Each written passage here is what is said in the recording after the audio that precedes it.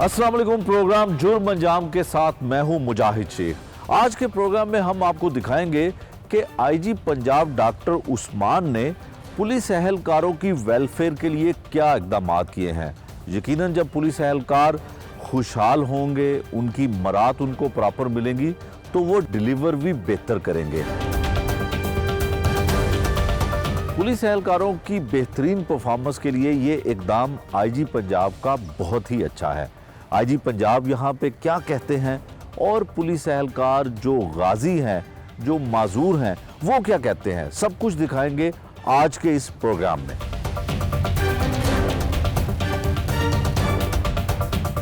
उस फोर्स को भी तो मोटिवेट करना ज़रूरी है। तो हमारी जो टोटल यहाँ पे प्लानिंग है और उसकी एग्जीक्यूशन है वो ये है कि बेटर पब्लिक सर्विस डिलीवरी और उसके लिए फोर्स को मोटिवेट करना। प्रॉब्लम ये है कि किसी को काम करने का तो मौका दिया जाए, और ये सिर्फ आईजी के लेवल पे नहीं, ये नीचे तक है। मैं नहीं कहता मुझे यहाँ रखें, मैं सिर्फ ये कहता हूँ कि जो कोई अच्छा काम कर रहा है दूसरे को उसको कैरी ऑन करना चाहिए, लोगों को पब्लिक सर्विस डिलीवरी देनी चाहिए, उसके लिए कंसिस्टेंसी ऑफ टेन्योर जरूरी है। आईजी पंजाब डॉक्टर उस्मान अनवर साहब हैं जी हमारे साथ। डॉक्टर साहब बहुत शुक्रिया आपके वक्त का। डॉक्टर साहब, पंजाब पुलिस में जो वेलफेयर के हवाले से कभी ख्वाब हुआ करती थी बातें कि मुलाजमीन के लिए ये किया जाएगा, उनको मरात जो है वो बर वक्त मिला करेंगी। जब से आपने ओहदे का चार्ज संभाला है तो फोकस आपका सबसे पहले वेलफेयर के कामों में था। क्या कुछ कर चुके हैं अब तक? आपका बहुत शुक्रिया, आप अपने कीमती वक्त से वक्त निकाल के लाए और इस अहम प्रोग्राम में मुझे वक्त दिया। पुलिस का जो काम है बेसिकली वो पब्लिक सर्विस डिलीवरी है। लोगों की सेफ्टी सिक्योरिटी प्रोवाइड करना, उनके जान और माल का तहफ़्फ़ुज़ करना, मुल्क के इंटरेस्ट को टेररिज्म के ख़िलाफ़ वॉच करना और हर वो काम करना जिसके लिए लोगों ने टैक्स अदा किया है। ठीक। अब ये जो काम है ये कहना तो बहुत आसान है, लेकिन इसमें जो इम्पॉर्टेंट चीज़ है, जो अहम चीज़ है वो इस फोर्स नहीं करनी है, जिसको शायद लोग बहुत बुरा भी समझते हैं लेकिन वो बहुत अच्छी है मेरे हिसाब से। उस फोर्स को भी तो मोटिवेट करना ज़रूरी है। तो हमारी जो टोटल यहाँ पे प्लानिंग है और उसकी एग्जीक्यूशन है वो ये है कि बेटर पब्लिक सर्विस डिलीवरी और उसके लिए फोर्स को मोटिवेट करना, मोरल को बढ़ाना। इसमें हमने सबसे पहले तो देखा कि हमारे जो शोहदा हैं उनके जो केसेस पेंडिंग हैं और जो कानूनी तौर पे उनको बरात मिलती है वो पूरी की पूरी उनको फ़ौरन मिलनी चाहिए। कुछ महीनों से बल्कि सालों से ऊपर कुछ पेंडिंग केसेस पड़े हुए थे भर्तियों के, उनके जो पैसे उनके जायज़ उनका हक़ था वो उनको नहीं मिल रहा था। तो हम बड़े शुक्रगुज़ार हैं पंजाब हुकूमत के, वज़ीर आला के और चीफ सेक्रेटरी साहब के कि उन्होंने उस फाइल्स को फौरी तौर पर निकाला। अब 120 करोड़ रुपया तो हमें वो मिला है जो कि बाय नेम चेक्स जाते हैं, जो कि हमारे डेथ इन सर्विस हो चुकी है। 44 करोड़ रुपए वो मिला है जो कि लोगों की शहादतें हो चुकी हैं और उनको हमने घर देने थे, कांस्टेबल्स एंड अबव। ठीक है। फिर उसके साथ साथ ये भी आप देखिए कि हमने वो काम भी करने हैं जो कि हमारे बंदे ज़ख्मी हो गए बहुत सारे, जिनकी टांगें कट गई, बाजू कट गए, नीचे वाले धड़ से नीचे बेकार हो गए क्योंकि उनकी स्पाइनल कॉर्ड में गोली लग गई। उनके लिए हमने क्या करना है, वो क्यों धक्के खाते फिरते हैं, उनको इलेक्ट्रिक व्हील चेयर्स, उनको इलेक्ट्रिक बेड्स, उनके वो तमाम अखराजात फिजियोथेरेपी के देना हमारा फ़र्ज़ बनता है वेलफेयर से। ये वेलफेयर के पैसे वो हैं जो हमारी अपनी कांस्टेबली की तनख्वाह से कटते हैं, उनको अच्छे प्रोजेक्ट्स में इन्वेस्ट किया जाता है और उस पैसे को इन्हीं की वेलफेयर पे खर्च किया जाता है। इसमें जो स्कॉलरशिप्स हैं, 6000 स्कॉलरशिप्स पेंडिंग थी एक फ़ैसले के लिए, वो फ़ैसला हमने आते के साथ यहाँ पर कर लिया। अब वो 6000 स्कॉलरशिप्स का टाइम फ्रेम आपके चैनल पे भी आ चुका, उसी हिसाब से हम दे रहे हैं। इसी तरह डाउरी चार्जेस हैं, फ्यूनरल चार्जेस हैं, लोगों की फौत होने के बाद जो पैसा है उनको मिलना है वो है, उनकी बीमारियों के इलाज हैं, ये तमाम पैसे हम लोगों ने इनको देने हैं और वो अब देने का सिलसिला शुरू हो चुका है। रोज़ाना के रोज़ाना अल्हम्दुलिल्लाह ये केसेस अप्रूव हो रहे हैं और चेक्स इशू हो रहे हैं। अच्छा, अब इसमें आप ये देखेंगे कि लोग इसमें पहला सवाल ये पूछेंगे कि आप ये वेलफेयर में इनकी सिर्फ़ और सिर्फ पैसे देने की बात कर रहे हैं या उनका नहीं। इसमें उनकी वर्क एनवायरनमेंट को भी बेहतर बनाना। अगर आप सीपीओ जाके काम हमारी बिल्डिंग का देखेंगे तो बड़ा अल्हम्दुलिल्लाह हमने अच्छा बड़े सस्ते चीज़ों के साथ हमने उसी एग्जिस्टिंग बजट में रहते हुए काम शुरू किए हैं। ये चीज़ें अब हमारे जो पुलिस हॉस्पिटल्स हैं वो प्राइवेट सेक्टर के साथ मिलकर हम कर रहे हैं। उस प्राइवेट सेक्टर में हमारे वो फॉर यानी फिलैंथ्रोपिस्ट जो हैं बगैर किसी उनका कोई ज़ाती फ़ायदा नहीं, वो उसको इंशाल्लाह ताला मुकम्मल इम्प्रूव करेंगे। मुख्तलिफ मीडिया चैनल्स के बहुत साथ हमारी बातचीत हुई और उनके साथ जो रिलेटेड स्कूल्स हैं उनके साथ हमारी बात हुई, कॉलेजेस के साथ, वो हमें हमारे बच्चों को रिड्यूस्ड रेट्स के ऊपर तालीम का भी हमारे साथ मदद करेंगे। और ये जो तमाम चीज़ें हम कर रहे हैं उसका मकसद पुलिस की जो फोर्स की वेलफेयर और मोटिवेशन है, उसका मकसद सिर्फ फोर्स की वेलफेयर मोटिवेशन नहीं, बल्कि ये है कि जाके लोगों के लिए बेहतर सर्विस डिलीवरी हो। ठीक। अच्छा डॉक्टर साहब, रोटी आज के दौर में एक बड़ा मसला है, महंगी है, और हमने देखा जब आपने चार्ज लिया तो सबसे पहले आपने लाहौर पुलिस लाइन में गालबन सब्सिडी दी कि खाने के मेयार को बेहतर किया जाए। क्या ये चीज़ों की कमियां और ख़ामियां थी पहले जो आपने फोकस किया इन? नहीं, आप जो कह रहे हैं ना खामियां, देखिए बेहतरी की गुंजाइश मेरे जो भी प्रोसेस है उसके बाद भी होगी। ठीक है। अब उसमें जो हमारे मेस हैं पुलिस के, उसमें अगर आप जाके देखेंगे तो आपको पता चलेगा कि छोटी छोटी इम्प्रूवमेंट की गुंजाइश है। हमारे बड़ा अच्छा लड़का है एसपी हेडक्वार्टर लक्ष्य साहब को मैंने कहा कि आपने ये जो इम्प्रूवमेंट यहाँ पे अब हम ला रहे हैं, उसमें उन सिपाहियों ने कहा मीठा दिया, ये हमने सारा कुछ उस सिपाहियों ने कहा उसको ऐड किया उतने ही पैसों में। अब वो साथ मैंने फिर पूरे पंजाब में किया, क्योंकि मैं लाहौर का तो आईजी नहीं से रहा, तो वो हमने पूरे पंजाब में उसको रेप्लिकेट कर रहे हैं और उसको मैं जाके फॉलो भी लूँगा और ले रहा हूँ। एट द सेम टाइम उनके जो मेस हैं, उनके जो बैरक्स हैं, उनके जो वॉशरूम्स हैं, ये सारा उनकी बुनियादी हक है, जैसे मैंने हॉस्पिटल्स और स्कूल्स का पहले कहा, और वो इंशाल्लाह ताला सिलसिला ऐसा ही जारी रहेगा। कभी तो मैं नहीं कह सकता तवज्जो और फोकस को अगर आप ज़्यादा उस तरफ कर दें वो चीज़ बेहतर हो जाती है, लेकिन इसमें मज़ीद बेहतरी की भी गुंजाइश है and we will continue doing that. Doctor साहब, बेहतरी की गुंजाइश आपने कहा कि हमेशा होती है, लोगों की शिकायत अंबार लगे होते हैं, आप खुद बैठते हैं, फ़ोन कॉल सुनते हैं, उनके मसाइल को हल करते हैं, इसके ऊपर फोकस कैसा रहा? अगर मेरा यहाँ पे कोई कामयाबी हुई या हुई है, वो ये है कि आप हैरान रह जाएंगे कि इस एक हफ्ते में 2500 से ज़्यादा पुराने रॉबरी, ये मुसल्लह रॉबरी के केसेस जो पहले दर्ज नहीं हुए थे वो हमने दर्ज किए। 2500 एक हफ्ते में, क्योंकि मैंने तमाम SHO से बात करते हुए पैगाम उनको पहुंचाया थ्रू RPOs कि भाई आपको कुछ नहीं कहा जाएगा, आप उस मुद्दई के घर जाके FIR पहुंचा दो। और मैं मेजॉरिटी में घर जाके FIR लेके आए, माजरत के साथ कि ये पर्चा हमें पहले दर्ज करना चाहिए था, किसी वजह से हम नहीं कर सके, आज हमने कर दिया। एक हफ्ते में 2500 से ज़्यादा, बिल्कुल एक हफ्ते में 3500 से ज़्यादा मोटरसाइकिल और मोटर व्हीकल थेफ्ट के पर्चे जो पिछले सालों के पेंडिंग थे वो अल्हम्दुलिल्लाह हमने क्लियर कर दिए। अब इनको मैंने ये टाइम दिया था कि आपने इसमें नॉन इम्प्लीमेंटेशन की कोई गुंजाइश ही नहीं होगी। क्या होगा, क्राइम फिगर्स में यूं चला जाएगा, तो क्राइम तो हो रहा था, आप रजिस्टर ना करके वो रेत के अंदर सर डाल के बैठे हुए हैं, उसका कोई फ़ायदा नहीं। तो पब्लिक सर्विस डिलीवरी में किसी के साथ जो जुर्म हुआ है उसकी जो पहले जो इशू है वो ये है कि उसका पर्चा तो दर्ज हो और फिर उसमें कोशिश हो, अल्लाह ताला कामयाब करेंगे। आपने यकीन से मैं ये कह सकता हूँ कि 1787 कंप्लेंट सेल 100 करोड़ का बना है। अगर उसमें कंप्लेंट वापस उसी DSP के पास चली जानी है तो सारे सिस्टम का क्या फ़ायदा जिसकी शिकायत है? ये तो मजाक हुआ ना। तो उसमें हमने एक DIG साहब, 2 SSP साहिबान और मैं खुद डेली हर रोज़ बिला नागा, इतवार को बंद होता था वो भी शुरू करवा दिया, डेली मैं इतवार को भी आऊँगा इंशाल्लाह। तो वहाँ हम उन तमाम कंप्लेंट्स का जायज़ा ले रहे हैं और अल्लाह ताला की मेहरबानी से आप मेरे साथ कंप्लेंट सेल चलिएगा, मैं आपको दिखा देता हूँ। नॉन रजिस्ट्रेशन की शिकायत अब नहीं है। बिल्कुल ठीक। मैंने आपको अर्ज़ किया 2500 रॉबरी के पर्चे, 3500 मोटरसाइकिल चोरी के पर्चे पिछले पेंडिंग मैंने निकाले हैं, यानी वो जो कर्ज था वो अदा कर दिया। अब उसके लिए कोशिश करेंगे। इसके साथ साथ जिन केसेस में बंदे अरेस्ट नहीं हुए मुल्ज़मान, वो जो इश्तिहारी हुए अदालतों से, उनके 2 कैटेगरीज हैं, एक जो मुल्क के अंदर है, एक जो मुल्क से बाहर है। जो मुल्क के अंदर है उनके लिए हम मुद्दइयों से रब्ता कर रहे हैं, उनसे हम बात करके कह रहे हैं कि जनाब हम हाजिर हैं, आप हमारे पास आइए। अभी क्या होता है, मुद्दई को पता चलता है इश्तिहारी किधर है, वो बेचारा थानेदार के पीछे पीछे फिर रहा है, तो फिर क्या फ़ायदा हुआ उस वेलफेयर का, उस मेस का, उस 178 सिस्टम का, उन टैंकियाँ साफ़ कराने का, वो वेलफेयर के प्रोजेक्ट करने का। ठीक है, अच्छी बात है, लेकिन फ़ायदा आम आदमी को तो कुछ नहीं हुआ ना। आम आदमी को फ़ायदा तब पहुँचेगा जब उसके मुलजिमों को, उसके मुजरिमों को, उसके इश्तिहारियों को पकड़ने के लिए पुलिस उनसे खुद रब्ता करेगी। इसका एक एलेबोरेट सिस्टम है, जहाँ DPO ना हो मैंने डिवाइस किया। थानेदार शुरू में कहता है सर इसका कोई फ़ायदा नहीं, पहली बात तो कहता है सर ये हो ही नहीं सकता, फिर कहता है सर इसका कोई फ़ायदा नहीं, फिर कहता है अगर फ़ायदा है तो नुकसान ज़्यादा है। ये हमारे पीएसपी अफसरों के समझने की बात है कि ताजे हवलदार और बूटे सब इंस्पेक्टर से इस महकमे को आज़ाद करें।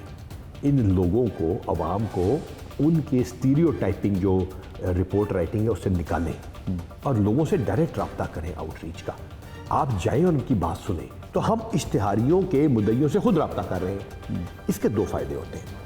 पहला फ़ायदा, ये मुल्क के इश्तिहारियों की मैं बात कर रहा हूँ, पहला फ़ायदा इसका ये होता है कि उसकी अश्कशोई हो जाती है कि मेरे मरे हुए बेटे को किसी ने आज याद तो किया जो कत्ल हो गया था, जिसका इश्तिहारी लगा फिरता है।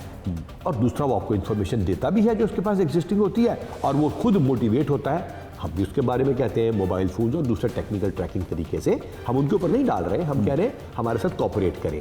तो इसका यहाँ मुल्क की इश्तिहारियों के लिए तो ये है एवरीबडी वुड बी कंटेक्ट। उसके बाद जो इश्तिहारी मुल्क से बाहर है वो यूं करके तो नहीं आएंगे ना, उसके लिए एक दुनिया ने सिस्टम बनाया है इंटरपोल का। इस्लामाबाद में हमारे डायरेक्टर हैं सिकंदर साहब, बड़ा अच्छा अफसर है।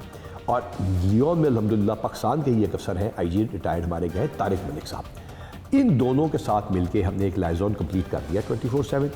अब उन इश्तिहारियों का वहाँ नाकता तो बंद करें। अब उन्होंने जो वहाँ पे टेलीफोन कर करके धमकियाँ दे रहे हैं उनको तो कोई पूछे। जिन मुल्कों से एक्सट्रेडिशन ट्रीटी है, ख़ासतौर पे आपके जो अरब कंट्रीज़ हैं या मिडल ईस्ट गल्फ कंट्रीज़ हैं, या आपके जहाँ मुल्कों में आपके साथ कोई है, वहाँ तो उनको कम अज़ कम उनको वहाँ से वापस लाया जाए। ये क्या बात हुई कि एक इश्तिहारी यहाँ से चला जाता है और वहाँ से धमकियाँ देता है? तो उसमें ज़रूरी है तो नहीं कि कल मैं कहूँगा कि सारे इश्तिहारी पकड़े जाएंगे, लेकिन वहाँ जाकर जो इश्तिहारी बाहर बैठा है उसके लिए वहाँ ज़िंदगी अज़ाब करना भी पुलिस की जिम्मेदारी है। तो ये वो सर्विस डिलीवरी के पैकेजेस हैं जो कि आम आदमी को फ़र्क डालते हैं। मैं आपको एक छोटी सी मिसाल दूँ। हमारे एक उस्ताद, एक आईजी हैं यहाँ पे रहे, उनका नाम था तारिक सलीम डोगर। वो एक बात करते थे, वो कहते थे कि अगर एक गरीब आदमी थाने गया और दरख्वास्त लेके गया और उसके ऊपर थाने की दरख्वास्त के अमल ना हुआ उसके ऊपर, वो कहता है कि बाबा कहता है कि ला थानेदार साहब मेरी दरख्वास्त वापस कर, मैं तेरे एसपी दे कोल जा रहा हूँ। ठीक, अगर तो वो थानेदार बाबे को कहे, उस गरीब आदमी को कहे, उस मजलूम को कहे कि बाबा जी वापस आ जाओ, तो वो एसपी एग्जिस्ट करता है। और अगर वो कहे जाओ, तो वो एसपी नहीं है, वो सिर्फ दफ्तर में बैठा अपना और कौम का पैसा ज़ाया और टाइम ज़ाया कर रहा है। पब्लिक सर्विस डिलीवरी इंश्योर कराने के लिए याद रखिए, security of establishments and people of Pakistan को मुकम्मल तौर पे टारगेट हार्डनिंग, इंटेलिजेंस कलेक्शन और उनको जाके मुजरिमों को सरकोबी और पकड़ने के लिए ये पुलिस का काम है, जिसके लिए ये वेलफेयर के प्रोजेक्ट्स हैं। ये वेलफेयर के प्रोजेक्ट खुदा ना खासा इस वजह से नहीं कि पुलिस को एक फैमिली है और अपने में एक दूसरे को फ़ायदा पहुंचा रही है। इसका मकसद क्या है? It should translate into better service delivery on the ground. Doctor साहब, पंजाब पुलिस का जंग आलूद सिस्टम जिसको आप साफ़ करने की कोशिश कर रहे हैं, काफ़ी हद तक आप कामयाब भी हुए हैं।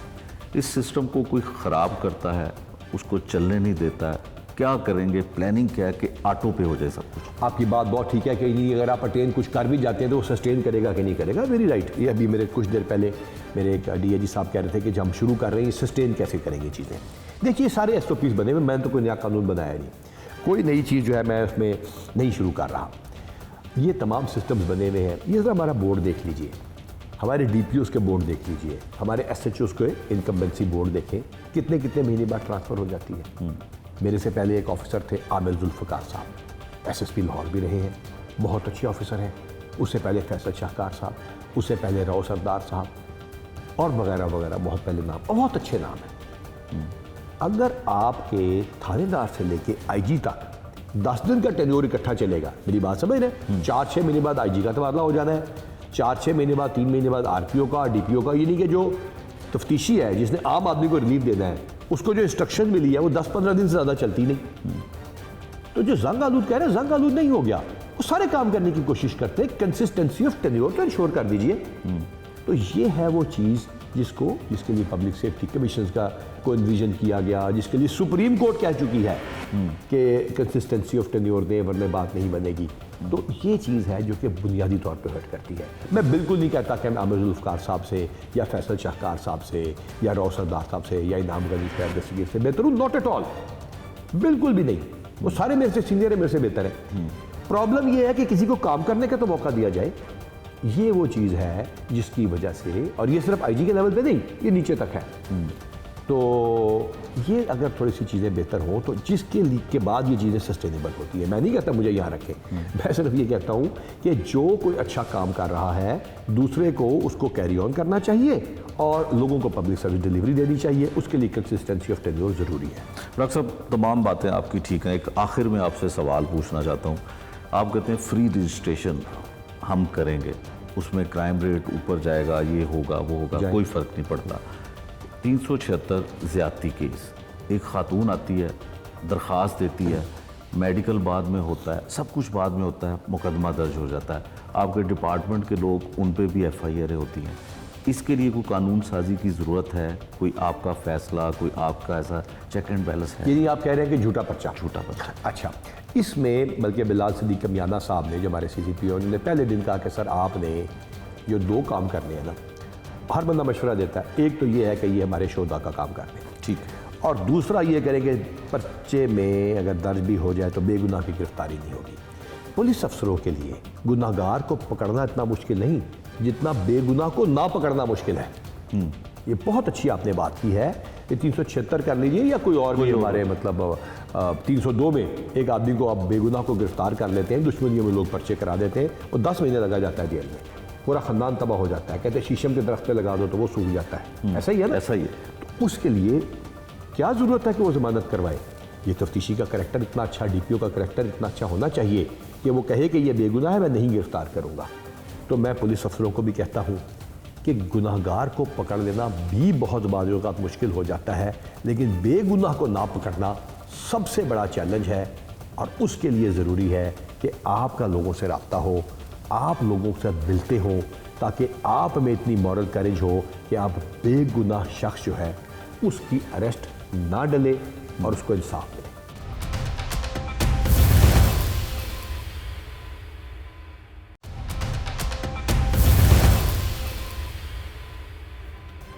IG पंजाब डॉक्टर उस्मान ने क्या कहा, ये तो हमने आपको दिखा दिया। अब गाजी क्या कहते हैं, वो वेलफेयर हासिल करने वाले मुस्तहिक पुलिस एहलकार क्या कहते हैं, ये भी आपको दिखाते हैं।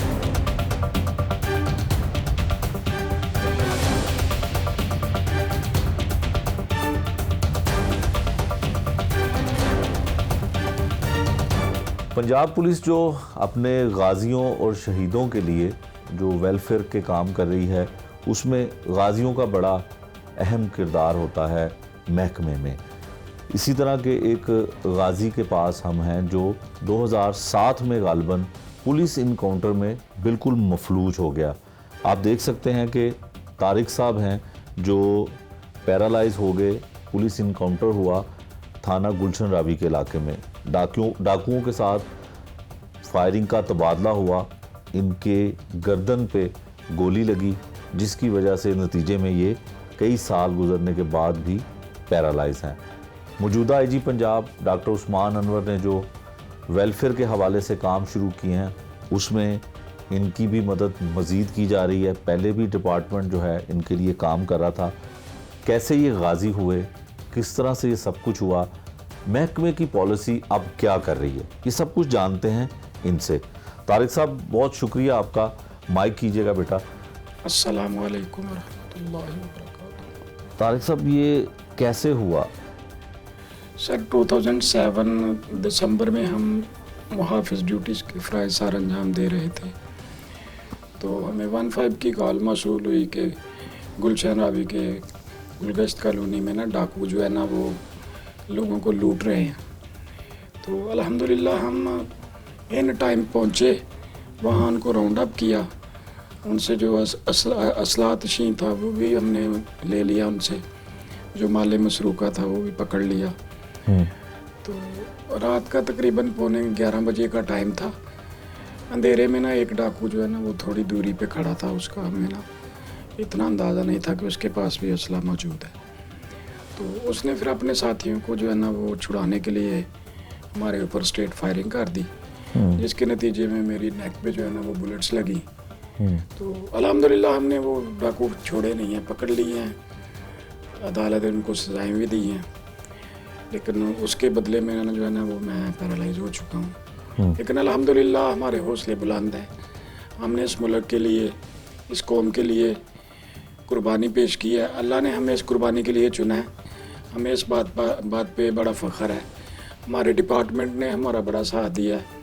तब से लेके आज तक हमारी जो तमाम मामलात हैं, अल्लाह का शुक्र है, हम झुकते नहीं हैं। जो गाजी होते हैं ना वो कभी भी झुकता नहीं है। हमारा डिपार्टमेंट हमारे साथ है, अल्लाह पाक हमारे साथ है। हमें इस बात की खुशी महसूस होती है कि हमने कुछ किया है इस मुल्क के लिए, इस कौम के लिए। और इंशाअल्लाह रहमान जब भी ज़रूरत पड़ेगी हमारा डिपार्टमेंट, हमारे जवान हाजिर है, हम इंशाअल्लाह करेंगे। तारिक साहब, जब ये वाक़या हुआ तो बच्चा आपका कितना छोटा था और अब माशाल्लाह बड़ा हो गया है, यही आपको घर में तो लुक आफ्टर आपको यही करता है? सर, जब मेरे साथ ये इंसिडेंट पेश आया तो अब्दुल्ला मेरा बेटा जो है ना वो अभी पैदा नहीं हुआ था। अच्छा। मैं आईसीयू में था। 27 डेज़ बाद अब्दुल्ला पैदा हुआ। तो अल्लाह का शुक्र है, मेरी बीवी जो है ना वो 24 आवर के लिए मुझे अल्लाह ने एक अटेंडेंट दे दिया है। वो बड़ी मेरी खिदमतगार है। मेरी साइडें भी चेंज करती है डेली बेसिस पे, जितने मेरे मामलात होते हैं सुबह फजर की नमाज के बाद, तो वो देखती हैं। अल्लाह का शुक्र है, मेरा बड़ा अच्छा निज़ाम अल्लाह ने चलाया हुआ है। तो 27 दिन बाद जब अब्दुल्ला पैदा हुआ तो एक ज़िंदगी की उम्मीद भी अल्लाह ने बांध दी। तो अब मेरा बेटा माशाल्लाह से जो है ना वो ओ लेवल का स्टूडेंट है।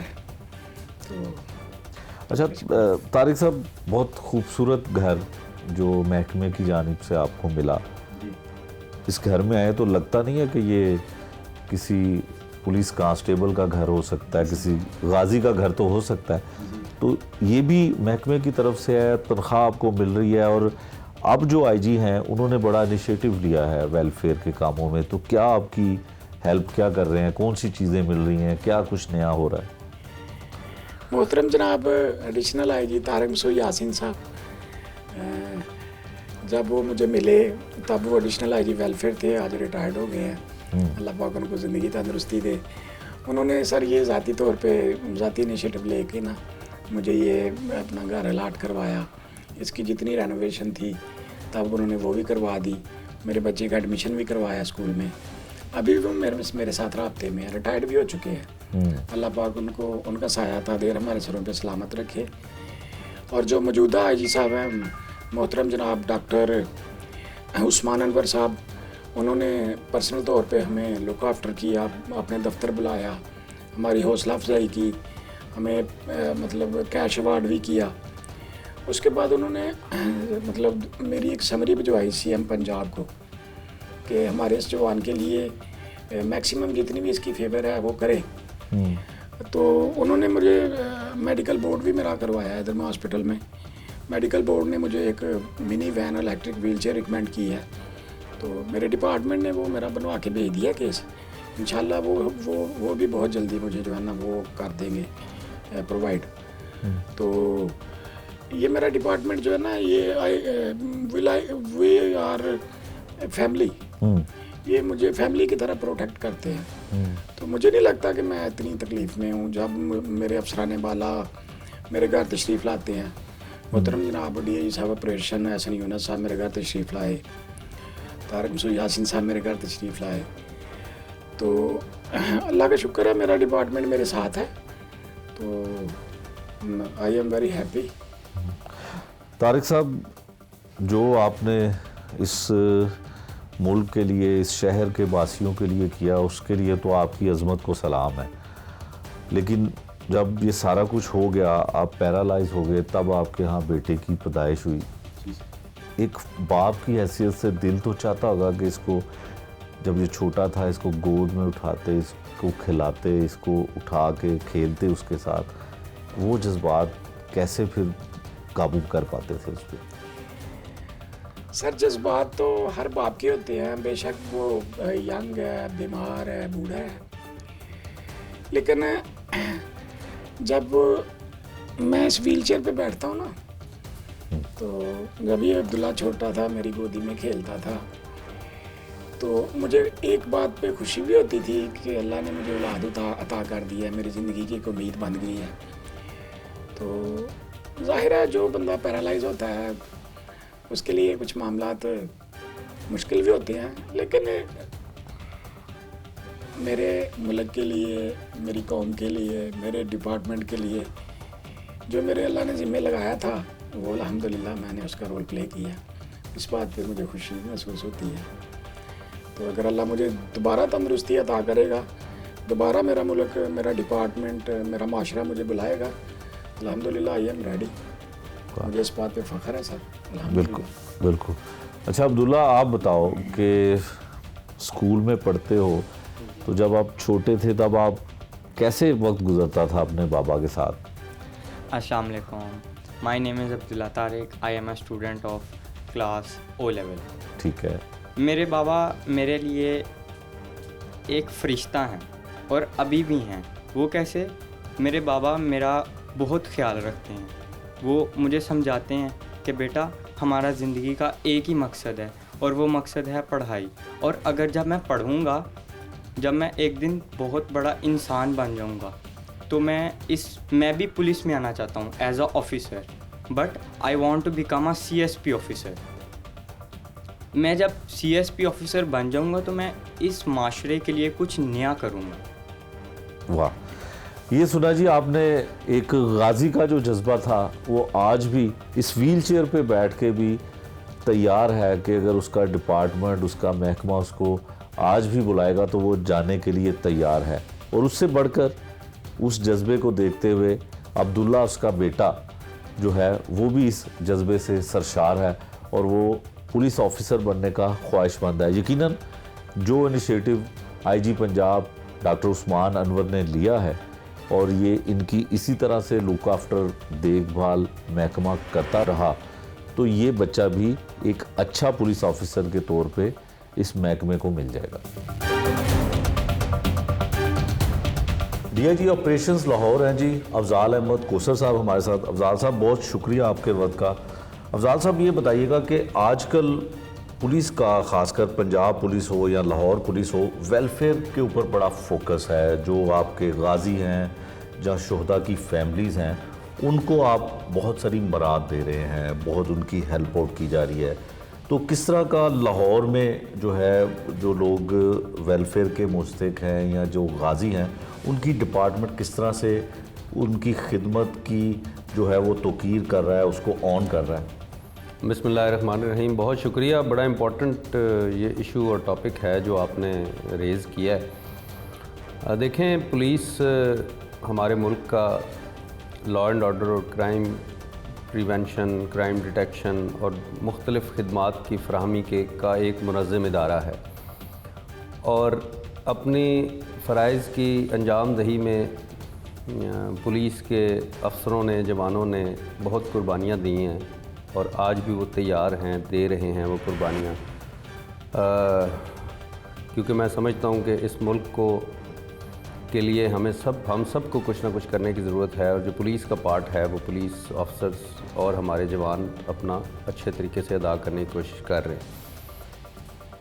इन फ़राइज़ को अंजाम देने में ज़ाहिर है बहुत सारी मुश्किलात हैं। क्रिमिनल से आपने लड़ना है, टेररिस्ट से आपने लड़ना है, तो बहुत सारे हमारे अफसरान, जवान शहीद भी हुए हैं और बहुत सारे ऐसे भी हैं जिन्हें कोई परमानेंट माजूरी हुई है इसके अंदर अपनी फ़राइज़ की अंजाम दही में, या इसके अलावा भी, क्योंकि ये एक फ़ोर्स है जिसका मोरल हाई रहना बहुत ज़रूरी है अपने फ़राइज़ की अंजाम दही के लिए। तो इस सारे चीज़ों में वेलफेयर का एस्पेक्ट बड़ा इम्पॉर्टेंट है कि वेलफेयर, हमारे लोगों की वेलफेयर, उनकी फैमिलीज़ की वेलफेयर, तो इस पे अल्हम्दुलिल्लाह हमारी कमांड की बहुत तवज्जो है और बहुत अच्छा काम इसमें हो रहा है और हम अपने तमाम पुलिस के एहलकारों को, अफसर्स को, चाहे वो शहीद हैं, उनकी फैमिलीज़ हैं, गाज़ी हैं या बाकी भी जो लोग फ़राइज़ अंजाम दे रहे हैं उनकी वेलफेयर पे बहुत ख़ास तवज्जो दी जा रही है। ठीक है। अच्छा अफजाल साहब, जो ख़ासकर गाज़ी होता है, हमारी इसी प्रोग्राम में एक गाज़ी के साथ बात हुई तो वो पैरालाइज हो चुका है, उसका जिस्म का कोई हिस्सा काम नहीं करता, लेकिन उसका जज्बा उसी तरह से है कि अगर आज भी उसकी फ़ोर्स और उसका महकमा उसको बुलाएगा तो वो आने को तैयार होगा। उसके साथ साथ उसका एक ही बेटा है और उसका भी जज्बा बड़ा जो है काबिल तारीफ़ है कि वो कहता है कि वो इसी डिपार्टमेंट में अपनी खिदमात सर अंजाम देगा। जब कोई महकमा वेलफेयर का काम करता है, उनको ऑन करता है, तो जज्बा बढ़ता नहीं है, और अगर आप उनको डिसऑन करें तो उनके जज्बात भी और उनके एहसासात में भी कमी आती है, तो मोराल कितना बुलंद होता है ऐसे? देखें, पुलिस की जहाँ बहुत सारी नेगेटिव चीज़ें सामने आती हैं, उन चीज़ों के साथ साथ एक बड़ा पॉजिटिव एस्पेक्ट ये है अल्लाह पाक के करम से, नबी पाक सल्लल्लाहु अलैहि वसल्लम के सदक़े, कि इस फोर्स को ऐसी रेजिलियंस दी है अल्लाह पाक ने कि आप देखेंगे कि एक जगह पे कोई बहुत बड़ा इंसिडेंट होगा, हमारे लोग शहीद होंगे और थोड़ी देर बाद वहीं पे हमारे दूसरे लोग ड्यूटी कर रहे होंगे। तो ये जज्बा तो बिल्कुल हमारा फ़ख्र है और हमारा एसेट है जो हमारे लोगों का जज्बा है, और ये ही कायम दायम है, तो इसी की वजह से हम बहुत सारे फ्रंट्स पे लड़ने के काबिल हैं। और जो वेलफेयर की बात हो रही है, डेफिनेटली इस तरह के जज्बों को लाइव रखने के लिए और उस मोरल को हाई रखने के लिए ये बहुत ज़रूरी है कि इदारा भी उनकी ज़रूरियात का ख़्याल करे। उनकी कोई मेडिकल की ज़रूरियात हैं, बच्चों की तालीम है, या बाकी जो एस्पेक्ट्स हैं, उन तमाम वेलफेयर का उनकी ख्याल करे, ताकि वो ये समझें कि हम एक फ़ैमिली हैं और हमारे पीछे हमारे एल्डर्स, हमारे सीनियर ऑफिसर्स, गवर्नमेंट मौजूद है हमें लुक आफ्टर करने के लिए। बिल्कुल। अच्छा अफजाल साहब, ये बताइएगा कि जो गाज़ी हैं, जैसे किसी का हाथ किसी सर अंजाम देते हुए ड्यूटी माजूर हो जाता है, टांग माजूर हो जाती है, तो इनसे ड्यूटी किस तरह से करवाई जाती है? कोई इनसे जो है काम किस तरह का लिया जाता है? ज़ाहिर है अगर किसी का पाँव नहीं है तो वो उस तरह से ड्यूटी तो नहीं दे सकता, तो कोई इसका भी SOP है डिपार्टमेंट? जी बिल्कुल, डेफिनेटली ये भी उनको लुक आफ्टर करने का एक पार्ट है, एक हिस्सा है कि अगर वो किसी वजह से किसी माजूरी का शिकार हो जाते हैं तो उनके लिए फिर मुख्तलिफ ऐसी ड्यूटीज़ अवेलेबल हैं, कुछ दफातर में, कुछ और जगहों पे, कुछ लाइट ड्यूटी का भी एक कॉन्सेप्ट है, ताकि उनका जो सर्विस है वो भी चलती रहे और वो कंफर्टेबल भी रहें।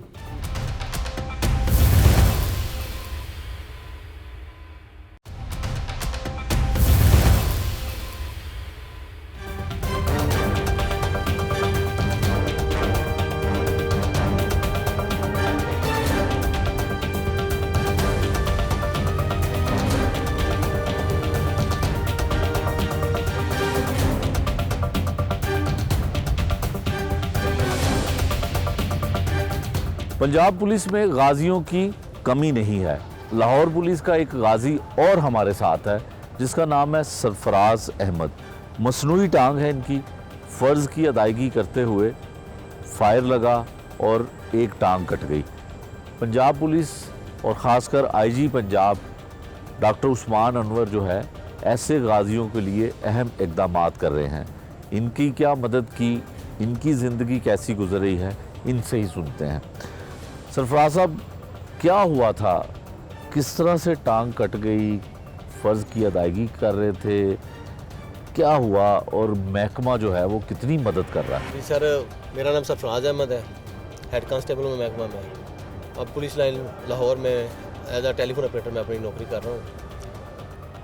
सन 2008 में फ़र्ज़ की अदायगी के दौरान ही मुझे फायर लगा है, और फायर लगने की वजह से मेरी अपनी मैं टांग से महरूम हो गया, मेरी टांग कट गई है।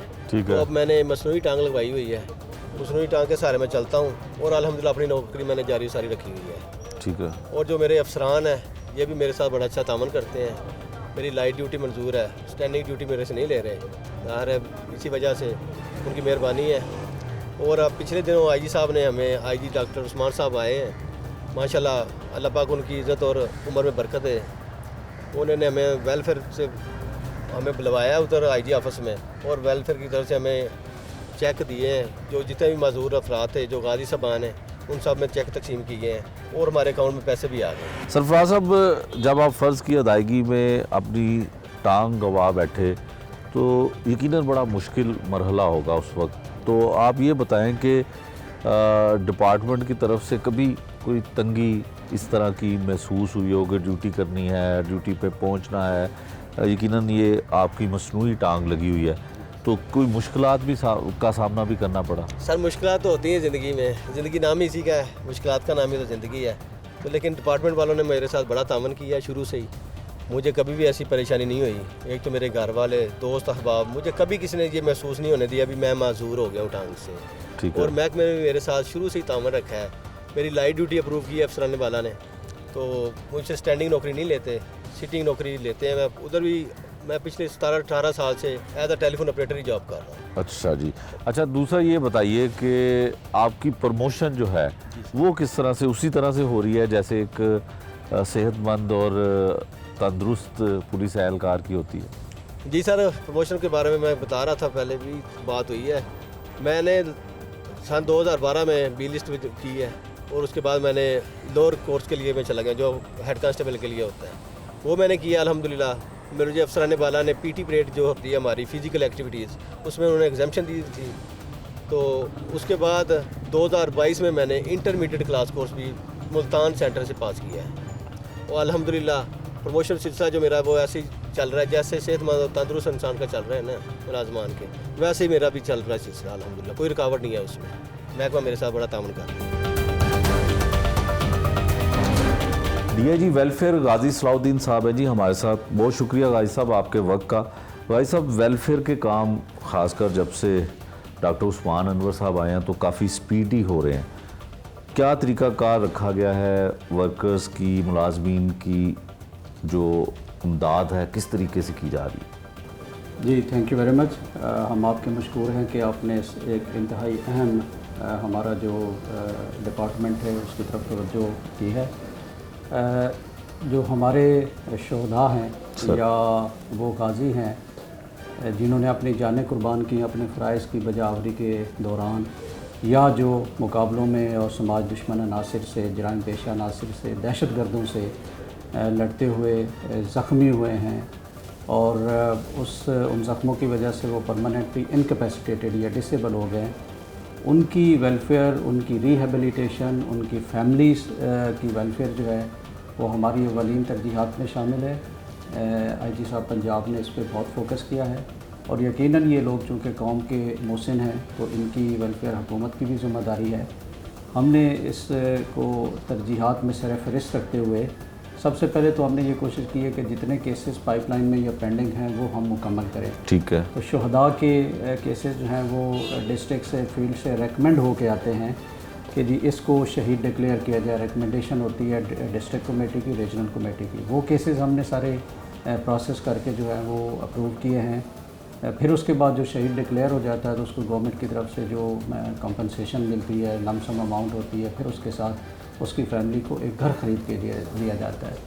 तो घरों के केसेस जो पेंडिंग थे उनको हमने मुकम्मल करवाया है तमाम यूनिट से, फील्ड फॉर्मेशन से, और यहाँ उनकी बड़ी स्पीडी बेसिस पे, डेली बेसिस पे मीटिंग्स करके हमारे पास जितने केसेस थे वो हमने प्रोसेस करके उनकी अप्रूवल दे दी है।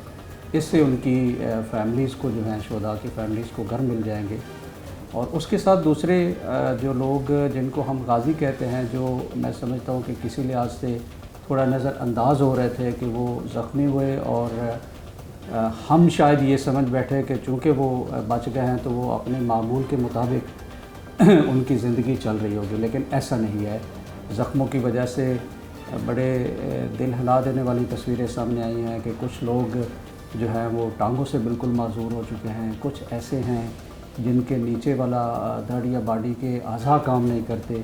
बहुत सारे ऐसे हैं जिनकी एम्पुटेशंस हो चुकी हैं, टांगे या बाजू उनके मुकम्मल तौर पे काट दिए गए हैं और वो बिल्कुल माजूरी और कसमोफुर्सी की ज़िंदगी गुजार रहे हैं। अच्छा गाजी साहब, जब वेलफेयर का जिक्र होता है तो हर शख्स के ज़हन में एक सवाल आता है कि वेलफेयर का फ़ंड लेने हो या चेक लेने हो तो दफातर के चक्कर काटने पड़ते हैं।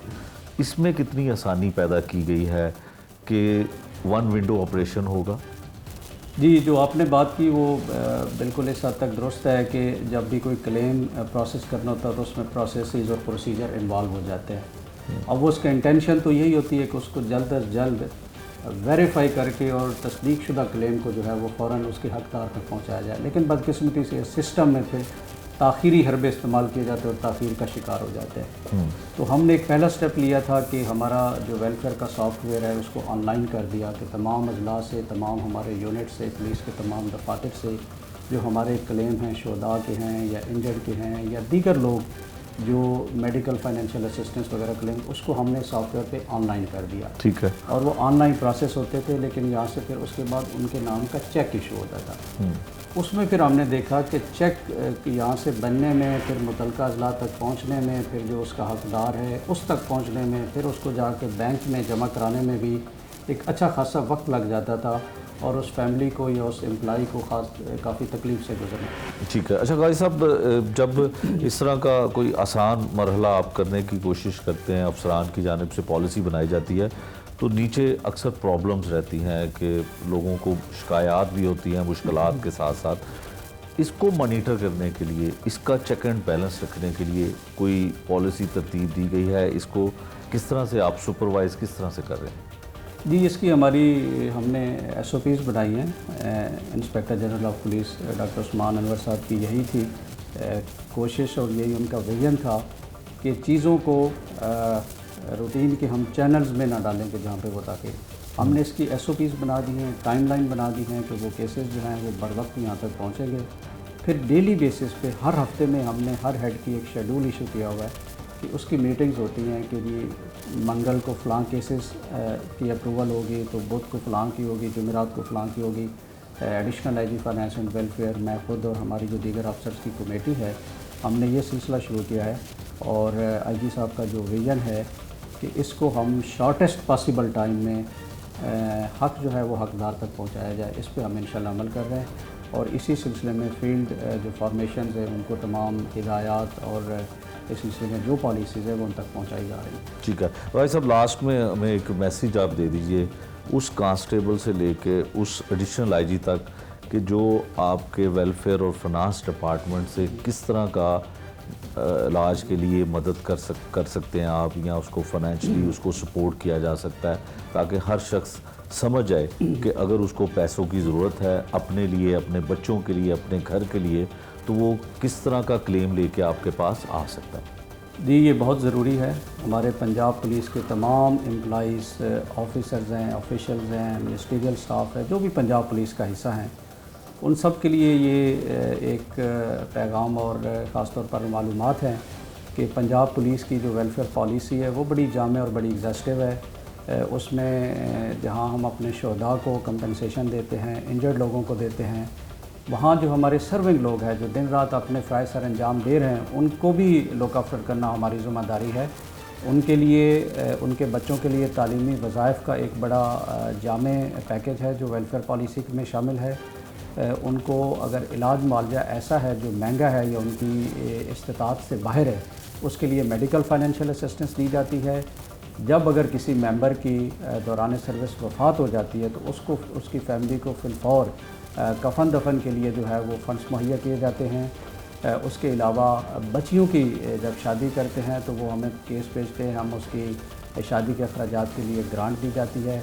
जो हमारे सर्विंग लोग रिटायर्ड होते हैं उनको वेलफेयर फ़ंड में से पहले एक तनख्वाह बतौर तोहफ़ा दी जाती थी, अब उसको IG साहब ने गुज़िश्ता हफ्ते वेलफेयर बोर्ड की मीटिंग में उसको 2 तनख्वाहों तक कर दिया कि अब उसको 2 तनख्वाहें रिटायरमेंट पे वेलफेयर फ़ंड से दी जाएंगी। इसके अलावा हमारी जो हेल्पलाइन है, IG पंजाब की हेल्पलाइन है 1787, उस पर भी हमारे मुलाजमीन अगर किसी को कोई शिकायत है कि उसका क्लेम वसूल नहीं किया जा रहा या किसी एड पे ताख़ीर हो रही है, वो वहाँ भी बता सकता है। एक हमारी वेलफेयर ब्रांच की अपनी हेल्पलाइन है जहाँ से हम ख़ुद भी शुहदा की फ़ैमिलीज़ को और जो डिसीज़्ड हमारे ऑफिशियल्स हैं जो वफ़ात पा चुके उनकी फ़ैमिलीज़ को हम भी अप्रोच करते हैं। फ़ैमिलीज़ भी उस हेल्पलाइन पे, उसका नंबर स्क्रीन पे आ जाएगा, वो भी उस पर रब्ता करके अपनी मुश्किलात हम तक पहुँचा सकती हैं।